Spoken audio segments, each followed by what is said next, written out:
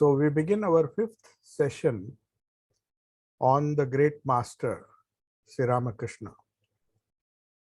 In the first four talks, we discussed that religion is the soul of India. That was the first point that Swami Sharadanand makes.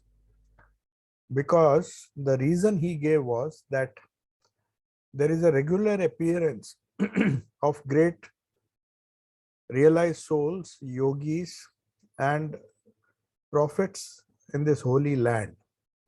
And it is the birthplace of several religions of the world. I mean, if you see the Oriental religions, at least, not the Semitic ones, but the Oriental religions, the Vedic religion, which is also known as Hinduism, and its various sects which belong to Hinduism, which have developed over a period of time.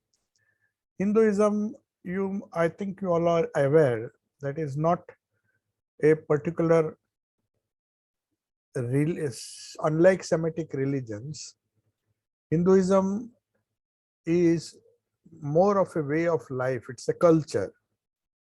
And several sects belonging to Hinduism and several schools. We have the 6 systems of philosophy, the most popular being yoga, and we have the Sankhya philosophy, on which the yoga is based. The yoga philosophy of Patanjali is based on the Sankhya philosophy. Then we have Vedanta, which has become very popular now. So it's all the different sects which are offshoots of Hinduism, broadly classified as Hinduism. Hinduism does not have a particular book on which the whole religion is based, or a particular prophet. There are so many prophets. And Swami Sharadanand says here, that's the reason why we see that religion was allowed and religion flourished in India, because it allowed everybody the freedom to express himself or herself and realize the infinite in his or her own way. So we have Buddhism, which flourished after the passing away of Nirvana of Buddha. His followers started a different religion. So Buddha was born as a Hindu. He was born to a Hindu king, but the followers of Buddha, they formed a separate religion. But Hinduism absorbs them all. It's an all-inclusive religion, which has a place for all who not only were born in India, but those who were born outside of India and happened to visit India.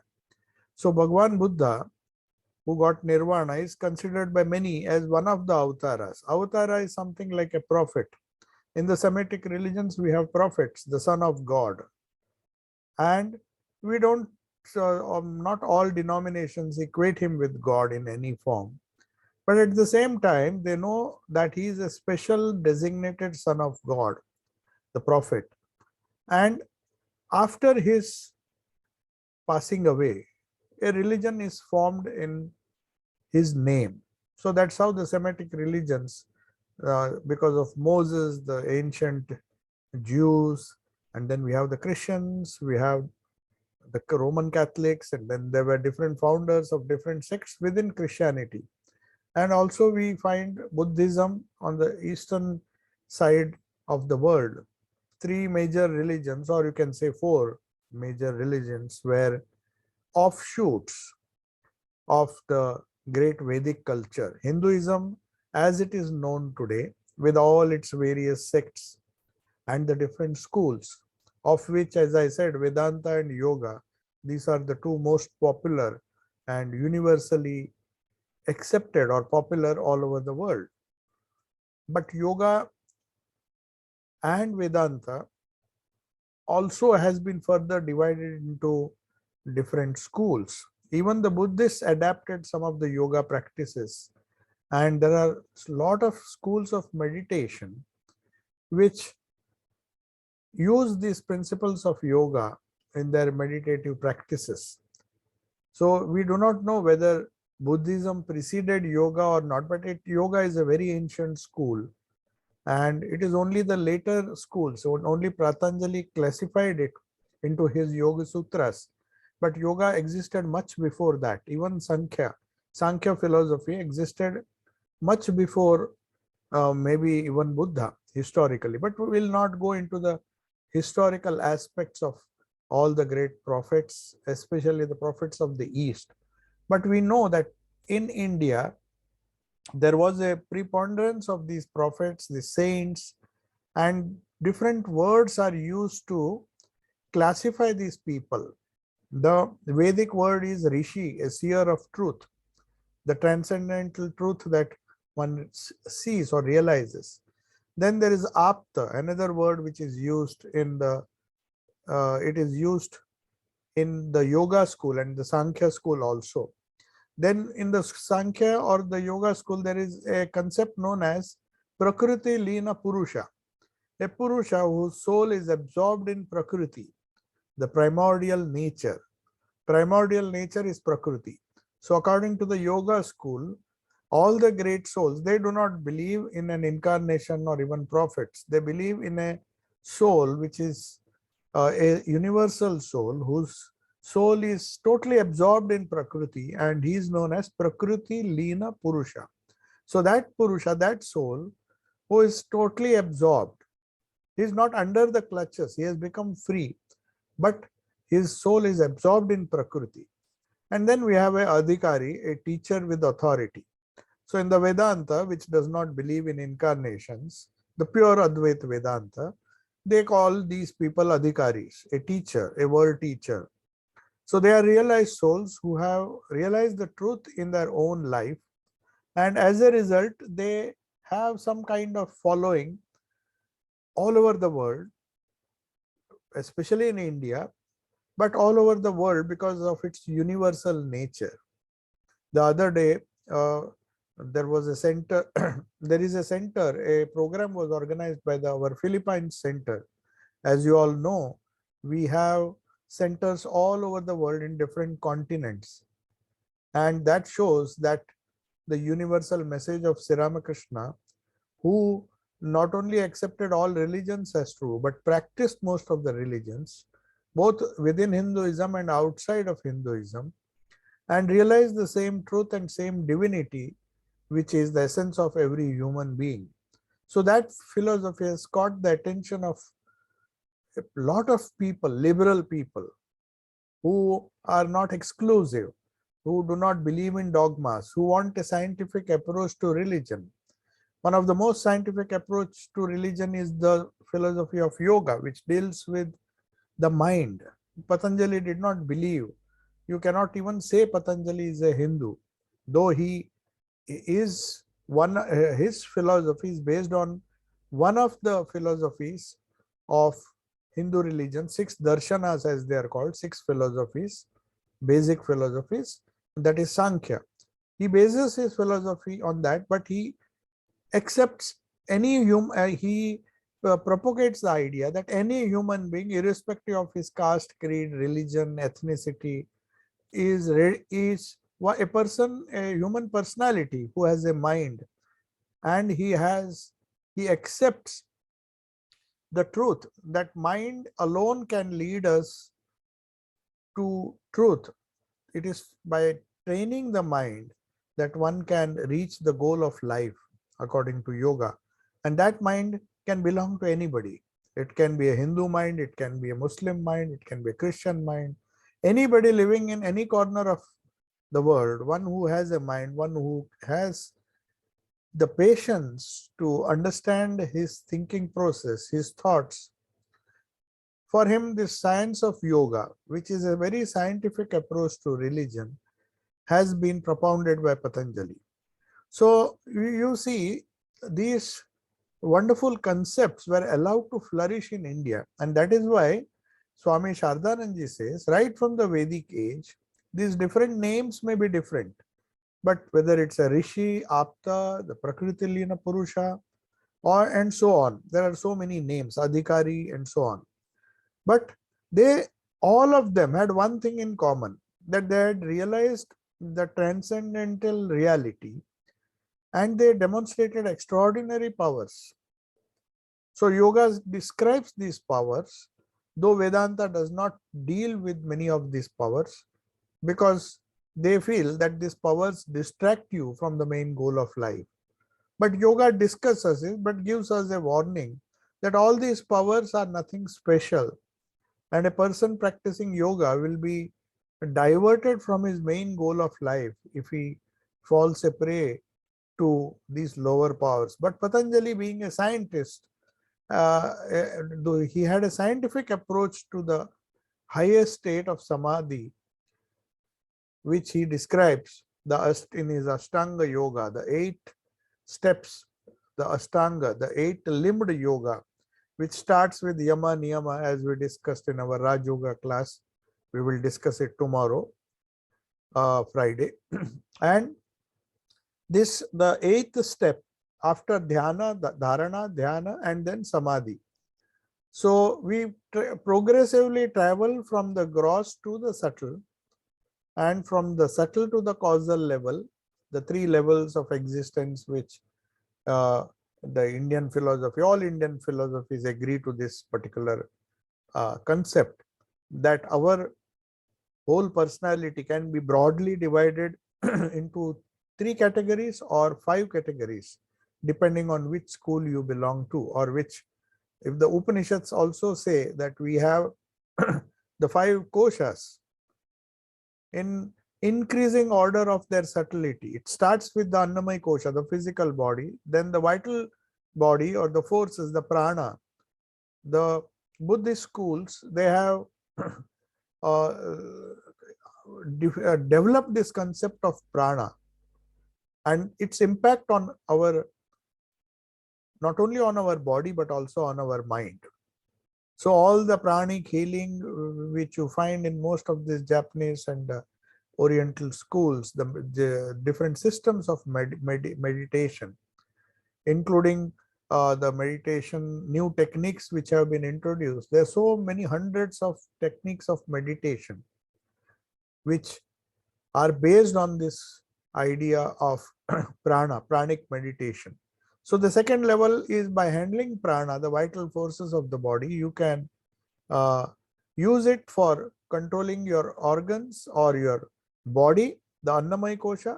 On the other hand, you can even control your mind, which is its main purpose. The main purpose of prana is to control the vibrations of the mind, the thoughts of your mind, and use it and transform it so that you can channelize that mental energy towards useful purposes. Then we transcend the Manomaya kosha, the reactive mind, and then we go to a higher level which is known as Buddhi, the Vijnanamaya kosha, and then we have Anandamaya kosha, and then finally you enter into Samadhi according to yoga, Nirvana according to Buddhism, and the different schools describe it differently. But the idea is you have to transcend the gross and be one with the subtle, or the even transcend the subtle and then progressively go and transcend the whole gross, subtle, and causal personality. That is why in the Bible we speak of the spirit which is eternal, which is immortal, which in the yoga school is known as Purusha. In the Vedanta, it is known as Brahman. The names are different, but all of them, all of the people, the great prophets belonging to these different schools, they demonstrated this extraordinary ability, their extraordinary ability to rise above the mundane world. Whether you follow Jesus, Christianity, or whether you follow Buddhism or Hinduism, everybody says it is a bond, it is our bondage to the gross, our gross existence. That is the root cause of all troubles. And all our troubles, all our problems, physical, mental, or otherwise, can be solved by transcending them. So, to put it in a brief sentence, there cannot be a worldly solution to our worldly problems. There cannot be a gross solution. There might be a temporary solution, it's some kind of patchwork, but ultimately one has to transcend to solve all our problems and solve the root cause of all our problems. So this is what these great prophets, they are also known as avatars in the Puranic age in Hinduism. Avatars are special divine incarnations who show us the way by trying to realize in their own life, trying to transcend the limitations of the body, mind, and the senses, and then attain to the highest. So the fourth concept which we discussed is according to the Sankhya philosophy, which forms the basis of yoga philosophy, the cause and concept of evolution of the avatara in India. The concept of avatara did not come overnight. In the Vedic age, there were rishis, there were these great rishis who saw truth, who experienced truth, not just intellectually understood truth, because they did not give so much importance to books. Books just give you a guideline, an outline of what truth is all about. But to experience truth, you have to meditate on those truths. So that is why in the Vedantic tradition and also in the yoga tradition, we have Shravana, Manana, and Nididhyasana. Shravana means first hear about these truths. You try to understand it. That is where we all of us get stuck. We read so many books, so many wonderful concepts, and we try to understand it. It is fine. But listening or reading is the first step. Then Manana, you have to repeat it again and again. Try to internalize those thoughts. Try to assimilate those thoughts.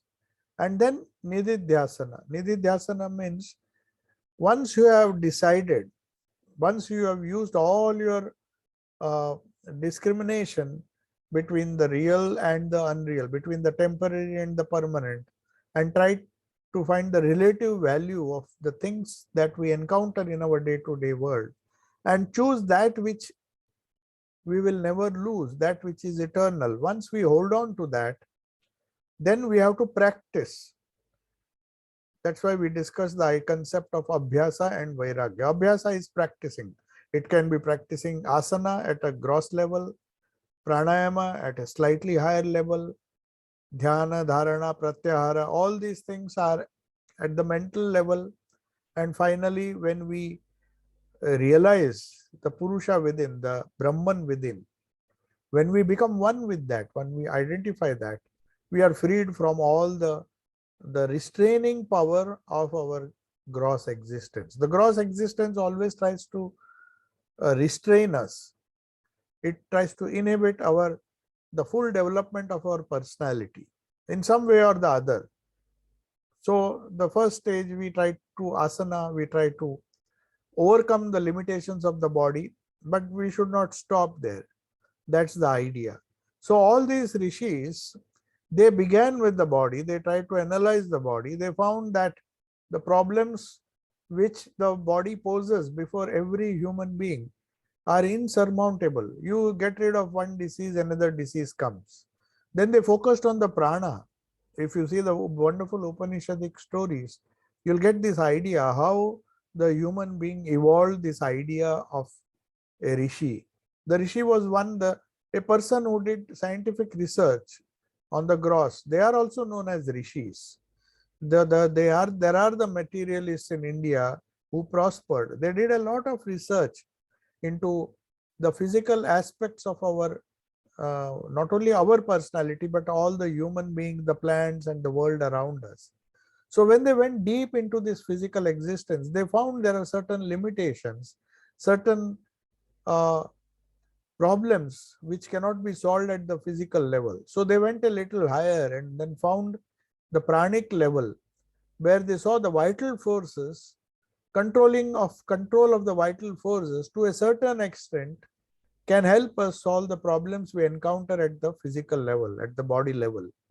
And control of prana, that's where healing, faith healing, and all those things, pranic healing, which there are a lot of schools which focus on that. But that's just a lower stage. We have to go still further and see that how not only the prana, but the mind impacts, our reactive mind, our emotions, our strong likes and dislikes, the problems, the evil, the different evil samskaras that we have, the evil tendencies that we have, fear, jealousy, and so many other aspects of the mind, which spring from desire, as Bhagwan Buddha so nicely said. He said, as you think, so you become. So he gave so much importance to the mind because he found that instead of dealing with the prana and the body, asana and pranayama, he went a step ahead and he said, the root cause is the mind. So take care of the mind, and then all the lower aspects of our personality can be slowly, the problems can be slowly solved. So he says the root cause is that desire which makes us very restless. The mind becomes restless. It runs after so many things. It cannot restrain itself to achieve one particular thing, and it runs after 100 things. So then it totally gets destroyed. The whole personality gets destroyed because of an uncontrolled mind. So Buddha gave a lot of importance, and all the yogis, the yoga school also gave a lot of importance to the control of the mind. That is why the yoga school and the Buddhist school, they are exclusively, they deal with the concept of Raj Yoga, or as Swami Vivekananda has described it, the Raj Yoga which enables you to do Chitta Vritti Nirodha, to control the mind. So it becomes so imperative or important to control this mind, which causes causes so much of havoc in our body as well as the prana.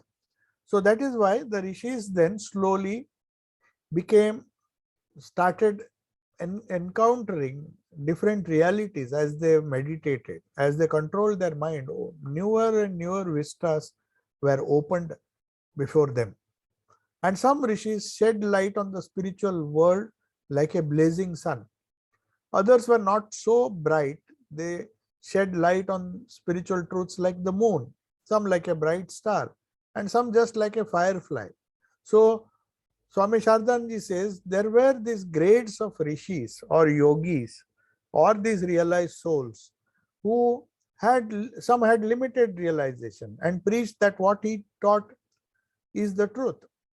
For example, some people taught Hatha Yoga, the different asanas, and to live a long life, say 100 years. For them, that became the goal of life. But somebody said, what's the use? It's not enough to have a healthy body and have control of the prana over the body. That may be necessary for certain things, but it's not the end. It can't solve all your problems. We need a healthy mind. So these rishis were from 6th or 7th century onwards. You will find that there was a tendency in India to classify these rishis. Some rishis were known as adhikari purushas. They had more competence and they proposed a better solution.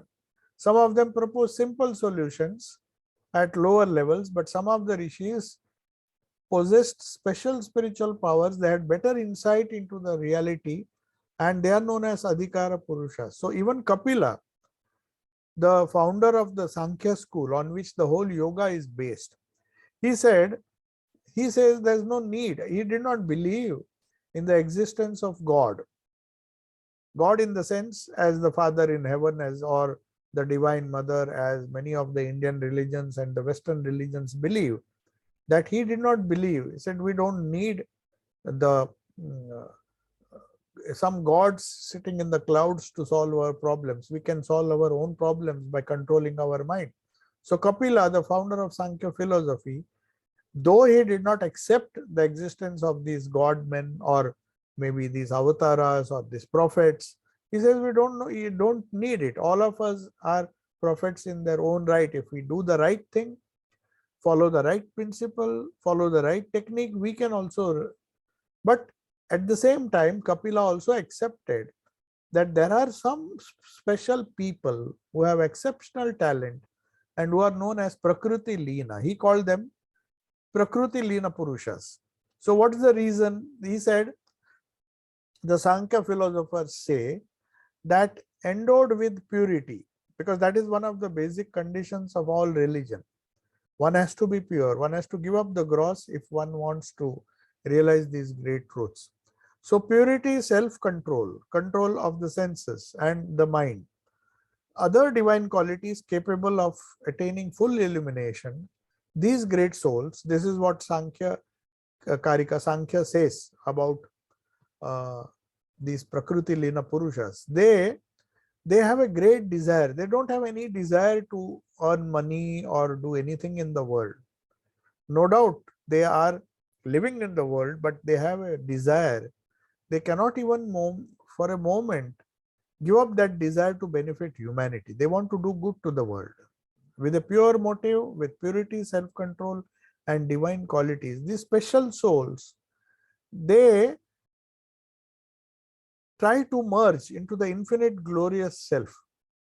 They can easily do it. They can become one with the Purusha, but they refuse. But by the power of their desire to do good to humanity, they become united with the all-powerful Prakriti, the nature, as we call her. That is the gross nature that we see around us. So according to yoga, one has to merge in the Purusha, but these great souls, they decide not to merge. They want to help humanity and show the way out of Prakriti. So they become united with the Prakriti or Mother Nature, as it is known. Prakriti is nothing but Mother Nature. So they become united with the all-powerful Prakriti and experience her powers as theirs. And then with that, they are equipped with 6 different powers. So that is how the concept of Bhagavan came. Bhaga means there are 6 powers which a great realized souls who decide to do good to humanity possess. One is knowledge. The knowledge means the pure knowledge of pure consciousness. Then they have the strength that they do not succumb. The strength which Jesus Christ had when they were crucifying him. He said, they do not know what they are doing because they are trying to kill the body, whereas I am the spirit. So that infinite strength which can make you, which can help a person, a sadhaka, assert the spirit in spite of all the problems faced by the body and the mind. They can transcend that. That strength comes. That spiritual strength, that spiritual knowledge of oneness with the consciousness, that lordship. That lordship means they are masters of everything.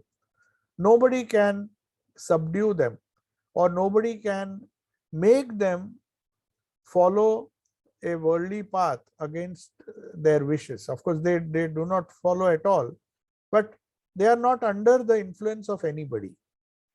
They are totally independent. That's why they have absolute lordship, they have power, and they have virility. They are virile in the sense they have that power of ojas, as it is known in yoga. The power and kundalini and the other things in tantra, they say the power of ojas, which comes from purity, that virility and the splendor. So these are the 6 qualities. Bhaga means the powers. Bhagavan means one who has these 6 powers. So the concept of avatara in the Puranic age, when the Puranas were written, it synthesized all the various ideas of the Vedic rishis, the Apta Purushas, the Aptas, and the Adhikari Purushas, and the idea of Prakriti Lina Purusha of yoga, and all these things, all these different qualities, if a person possessed, they elevated such a person to a high level, whether you call him by the name of a prophet or an avatara or an incarnation or the son of God. We can define them in various ways, but everything, all of them, you will find, have their basis in one thing, and that is transcendence. So if they are able to transcend the relative world, whichever method they follow, if you follow the Vedic method, if you follow the method of yoga, you follow the method of Buddhism, Christianity, all the methods, all the different disciplines lead to the same goal. And the names may be different, the paths may be different, but the realization of merging into the Supreme Self, pure consciousness, which is also known as Satchidananda, Sat, pure at existence, which is not temporary, pure consciousness, which is not broken consciousness, the I consciousness, which says I am big, I am small, the limited consciousness of a human being, which makes him a helpless creature in this whole world. One has to transcend that consciousness and attain supreme consciousness. So one who identifies with that and is able to influence a large number of people and motivate them to reach that state of consciousness and bliss, which cannot be destroyed by anything gross or anything worldly, anything material. That state is described by the Sankhyas as somebody who is like an incarnation. They do not use the word incarnation, but they use the word Kalpaniyamaka Ishvara. Ishvara is a word which is used in Puranas, but Kalpa means that whole age. They have so much control over themselves and others that nothing can bind them, nothing can restrict them. So these are the special qualities of certain people. So a large number of people, you will find the Sankhya teachers or the yoga teachers, they said there are two types of people: Kalpaniyamaka Ishvara, the ruler of a cycle or a ruler of a particular age, and then his Ishwar Kotis, his helpers. They have not reached the same state. When you consider Jesus and his disciples, Buddha and his disciples, so some selected few, Jesus gave the wonderful advice of Sermon on the Mount to a selected group of people who were capable of understanding the great truths. So also Buddha had some close disciples. So they are known as Ishvara Kotis, a godlike soul who assists this Kalpaniyamaka Ishvara, the ruler of the cycle or the incarnation or the prophet, to fulfill his world mission. So next, Swami Shardanji says, by the end of this age of philosophy, the age of philosophy in India, say around the 7th or 8th century, after that the era of bhakti started. Earlier it was all 6 philosophies: the Vedanta, the Sankhya, the Yoga, and the Purva Mimamsa and Uttar Mimamsa. There are 2 Vedantas. One of them is Uttar Mimamsa, which is known as Vedanta, and the Purva Mimamsa, which is known as Mimamsa school. And then we have the other 4 schools: Yoga, Sankhya, and all those things. So now you will find that the age of bhakti, where emotions played a very big role, because one of the faculties of the human mind is emotion. So this particularly important faculty of the human mind, the emotional part of the human mind, they found that thoughts can be controlled, thoughts can be developed, a person can develop in those lines, the thinking part, but there is a feeling part in human being, and that also can be channelized and purified, and you can achieve transcendence through the faculty of emotion. If for a predominantly emotional person who can think, but he is more emotional than his thinking capacity. His thinking capacity may be limited, but he is a person of very strong emotions. So for such people, Swami Shardanji says the idea of personal God appeals to them more than the idea of impersonal God. If you speak to them about Vedanta, they'll find it very difficult to understand what this Advaita Vedanta is. No doubt it's a very powerful philosophy, but it requires a very sharp intellect to grasp it. But people who are highly emotional, who are happy to see that same Satchidananda come in the form of a personal God, and they worship him through their emotions. They have some kind of deep love and respect for that incarnation. So even amongst the Buddhists, among the Christians, of course, they believe in this idea of bhakti, this highly emotional people, though the background of theology is necessary, but it's the emotions which can be transmuted into this love of God or love of Christ, as they say. So that love helps you to attain the same goal as you attain by controlling the mind and reaching the goal of yoga. So whether it is bhakti yoga or jnana yoga, which uses the thinking capacity, or the Raj Yoga, which uses the restraining power of the mind to unravel the secrets of our personality, the deeper states of our personality. Different sects were formed in India. So this profound message of Vedanta, who believe in a cosmic personal God, the sum total of all beings, they called him Ishvara.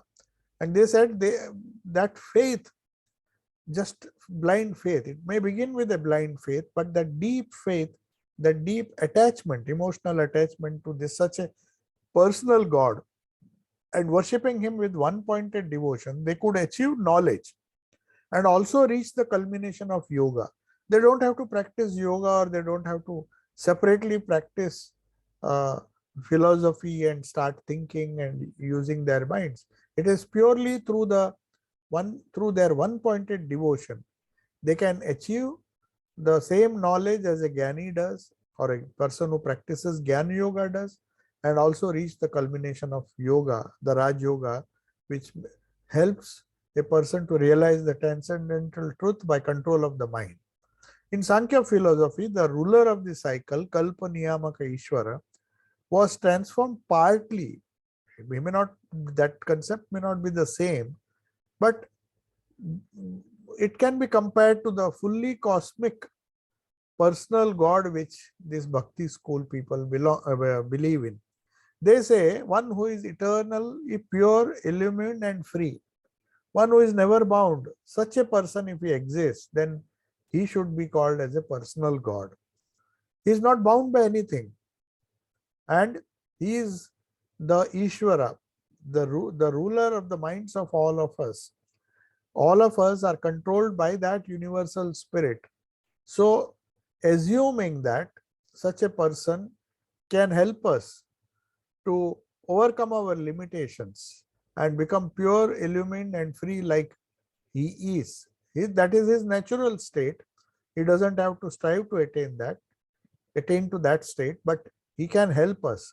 By devotion to such a personal God or Ishvara, we can reach the same state as a yogi does by following Patanjali's yoga, or a Jnani does by following the precepts of Advaita Vedanta, or the philosophy of Vedanta monism. So it is assumed, in the Bhakti age, it was assumed that faith in avatars will be sufficient to take one across the ocean of life, or the ocean of samsara as they call it. And the belief in the transformation that of the great rishis, that divine incarnations in the Puranic age were nothing but these great rishis of the Vedic age. So it is clear that by observing the advent of extraordinarily spiritual persons, whether you call them as saints, prophets, rishis, Indians in general, in a collective way. Individually, there were far too many saints who were practicing different kinds of yoga, bhakti, Vedanta and all these different schools. But all of them had transcendental vision, which is unique or specific to their own school. But a large number of people were born in India, one after another in succession, and that helped the people in a collective way to have more faith in the transcendental reality than in the world. So based on the transcendental visions and experiences of those great souls who spoke with authority, who spoke with power, and they could demonstrate that.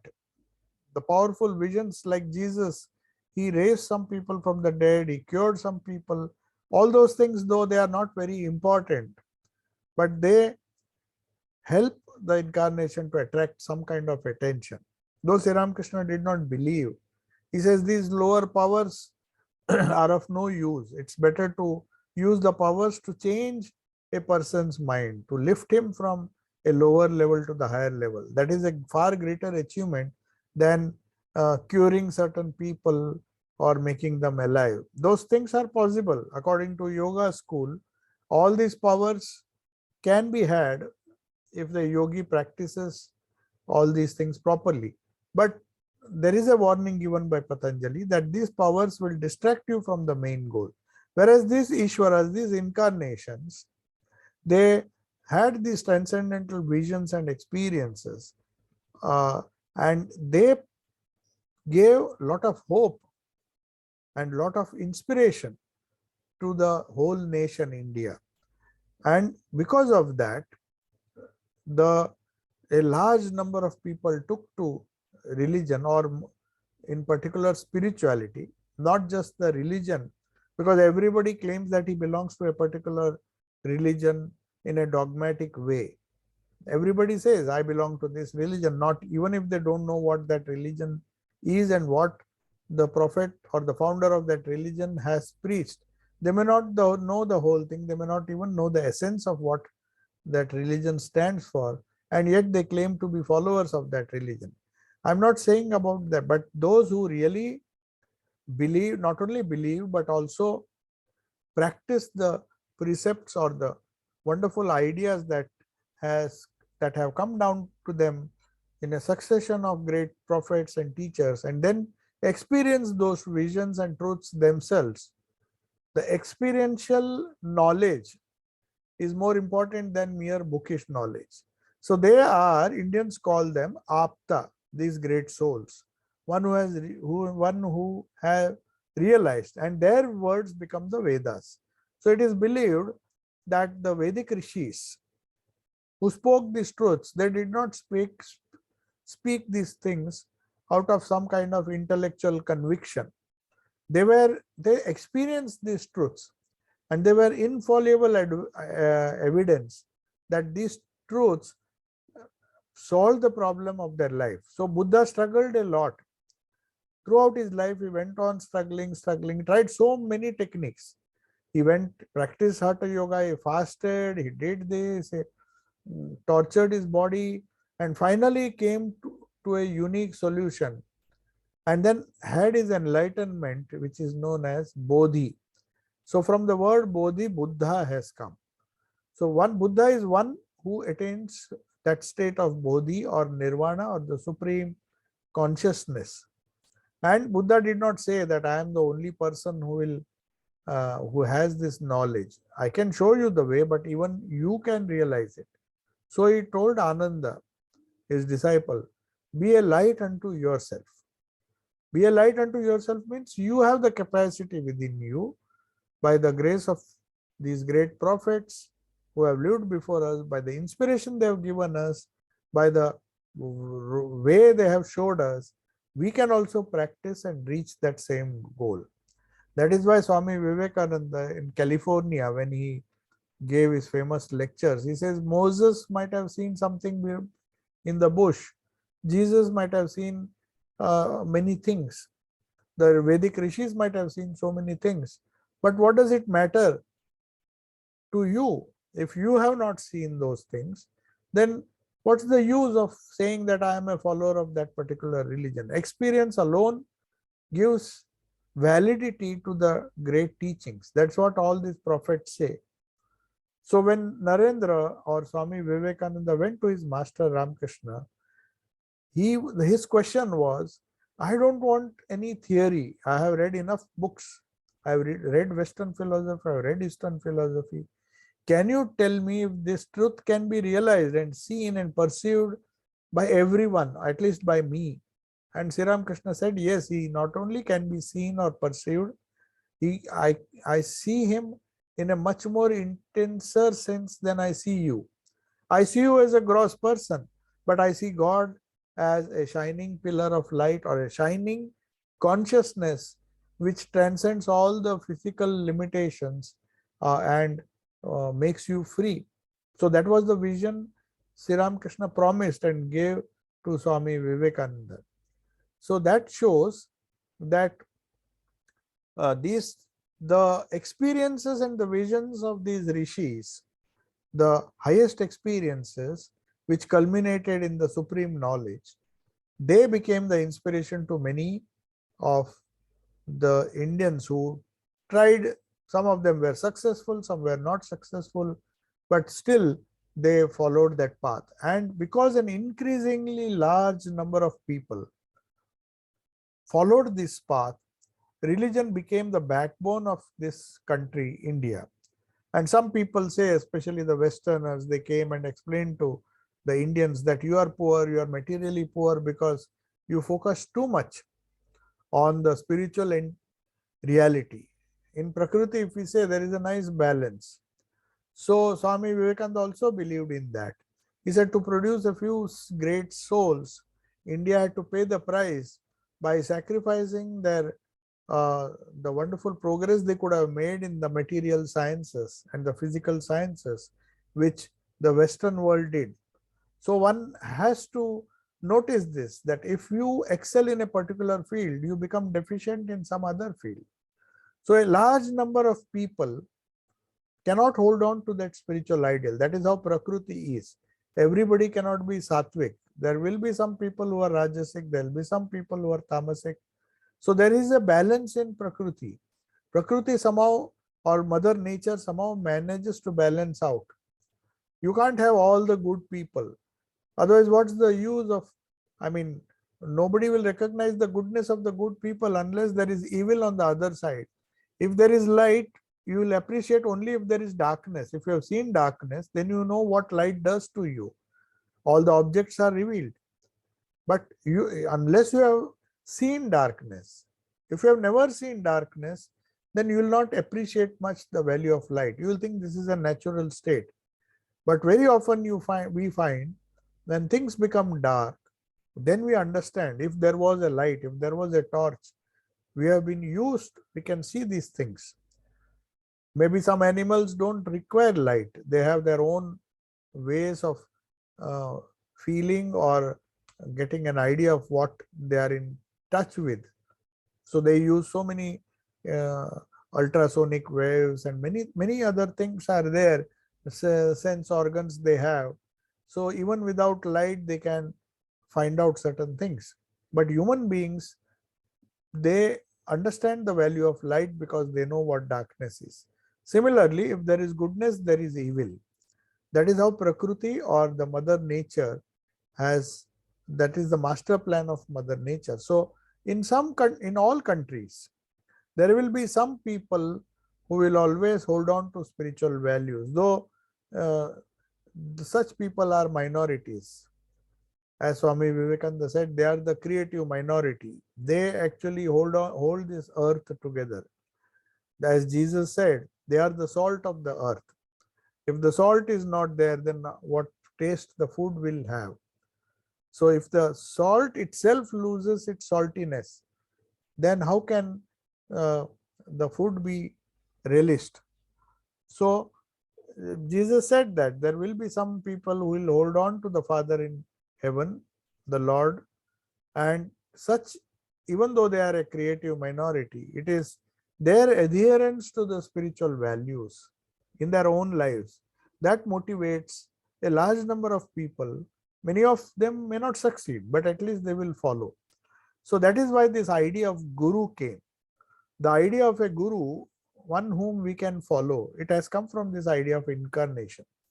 So from the Vedic period, the worship of guru is another reason why the concept of Ishvara was born in India. First, it did not start with the concept of Avatara. That happened much later in the Puranic age. But in the Vedic age, there was a concept of guru. Men and women worshipped their own teacher, whether he was a secular teacher for secular knowledge, and the same guru taught them everything.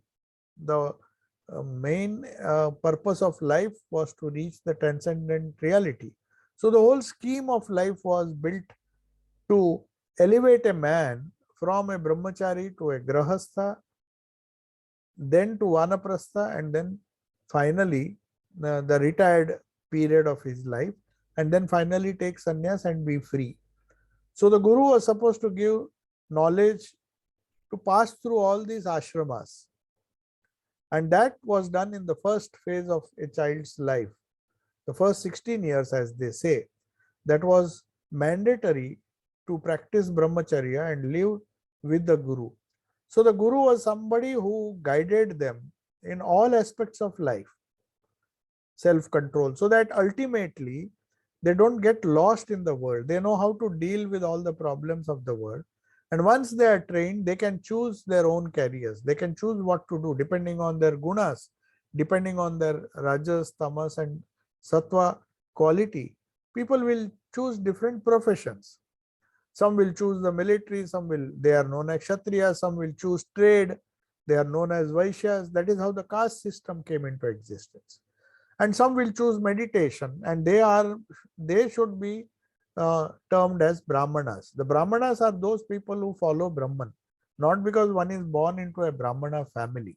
Caste system was degraded, and it was birth that led to classification of these people, but there's no it is not connected to birth at all.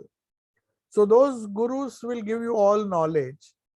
If you prefer to remain a worker, if you prepare to remain doing menial service or any kind of physical service, then you are a Shudra, even if you are born in a Brahmin family. But if you are not interested in attaining the spiritual values, then you cannot be called a Brahmana. You will be a Shudra. So that is how the four castes came into existence.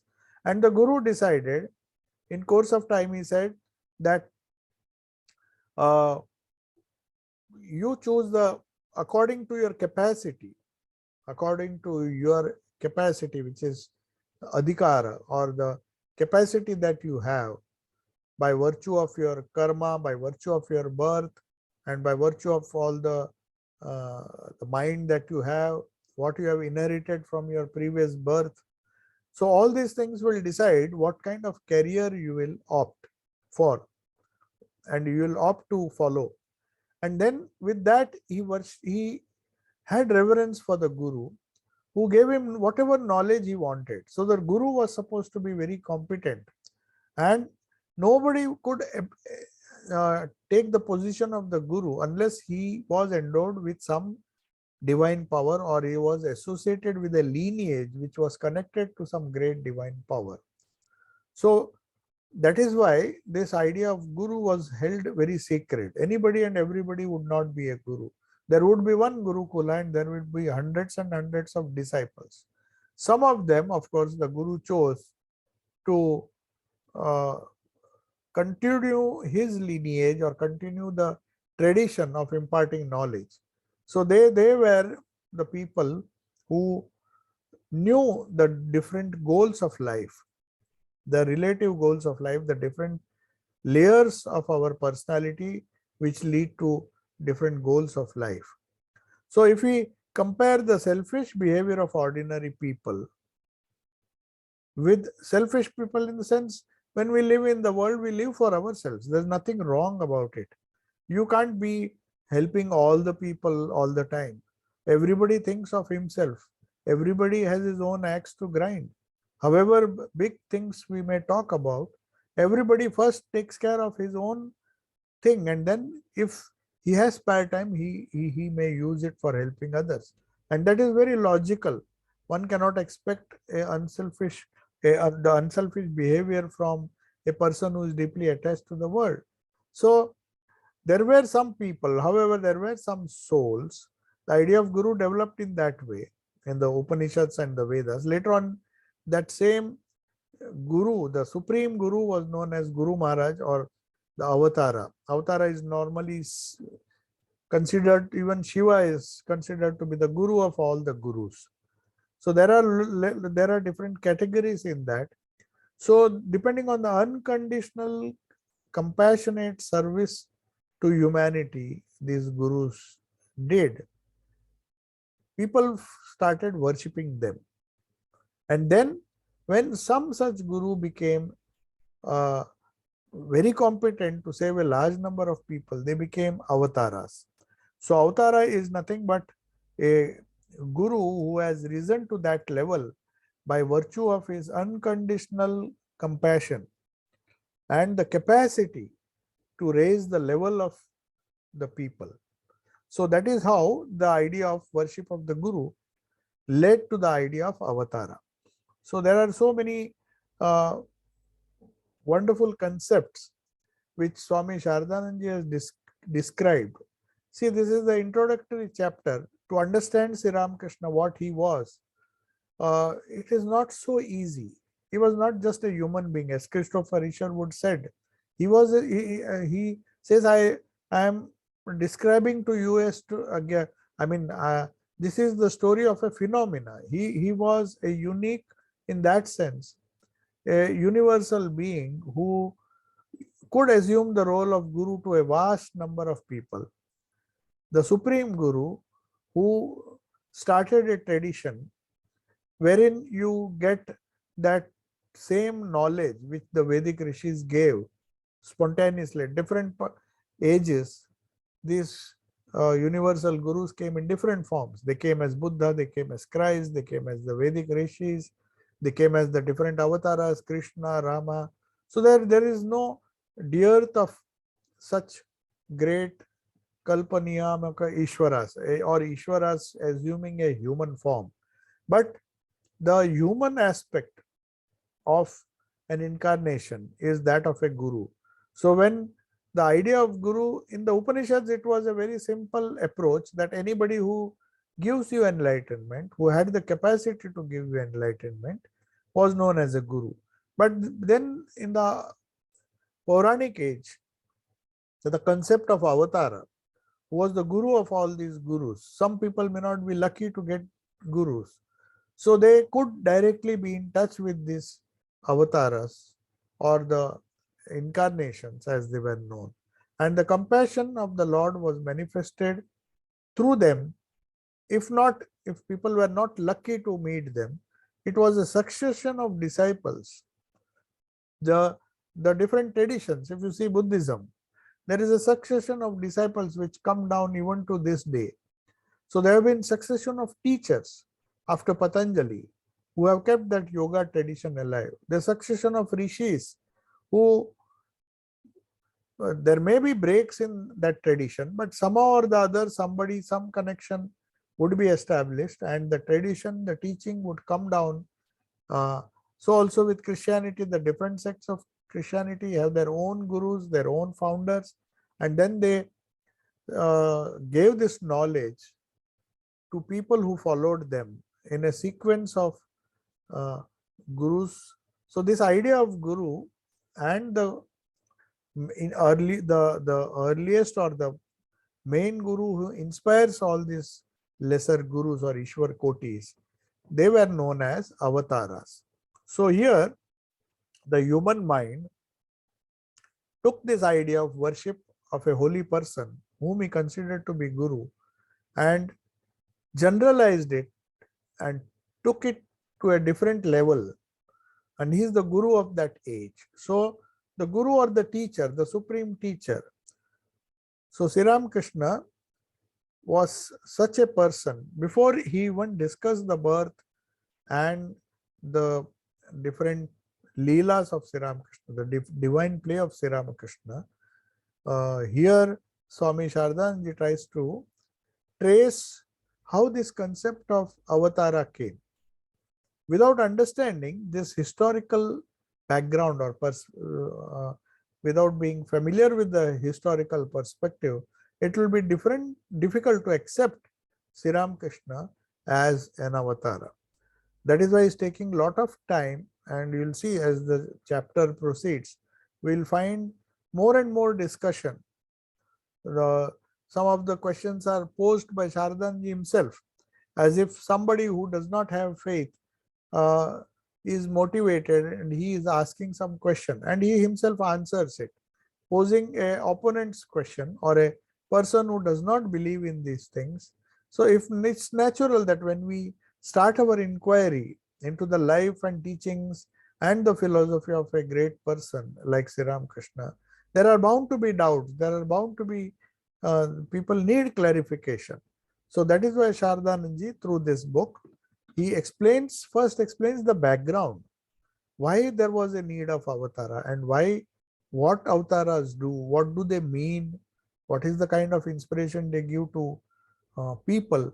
So it takes a lot of thinking, a lot of analysis, which Swami Shardananji has done to understand this doctrine of avatara, which is supported by the Vedas and also which has as a precondition the experience of samadhi, the transcendental realization of truth, as described in yoga or Vedanta or all the different schools, or nirvana of Buddhism, or attaining to becoming one with the Father in heaven. So I and my Father are one. So that is the ultimate realization which even Jesus speaks of, which Buddha speaks of as nirvana, which an Advaitin says becoming one with the universal soul. So all these things, they require some kind of demonstration, and that is done by the incarnation. So it's very important to understand the life and message of Sri Ramakrishna, which we are discussing in this wonderful book, The Great Master, where Swami Shardanand has taken pains to establish a firm grounding. I mean, he has laid a foundation in the first few chapters, in the first few paragraphs, which then he starts with the birth of Sri Ramakrishna, which we will discuss in the subsequent classes. So if there are some questions, you can just ask. I will check the chat. Yeah. So the first question is, can a formless God have qualities? Also, what are the 6 darshanas, philosophies of Hinduism? Yes, I'll answer the second question first. 6 darshanas are Nyaya, the school of logic, where a lot of importance is given. No material reality is denied in that. Nyaya, Vaisheshika. Vaisheshika also, it deals with atoms, the smallest indivisible matter, which it can be reduced to. So there is the Nyaya school, which is the school of logicians, which depend a lot on grammar, the spoken word, the logic behind the words and its meaning, the words and its implication. We are using words. So this Nyaya school, the schools of grammarians, there is a Vyakarana school also. The grammarians in the Nyaya school, they gave a lot of importance, the idea of Mantra Shastra, which later on was taken up by the Tantra school, has its grounding in this Nyaya. They depended a lot on the spoken word, how we express ourselves, the truth behind the spoken word. So anyway, it's a very long discussion. These are the 6 darshanas: Nyaya, Vaisheshika, then Sankhya, the founder is Kapila Muni. Then we have Yoga of Patanjali, the yoga school, which is based on Sankhya. So they are all twin philosophies. Nyaya and Vaisheshika are clubbed together.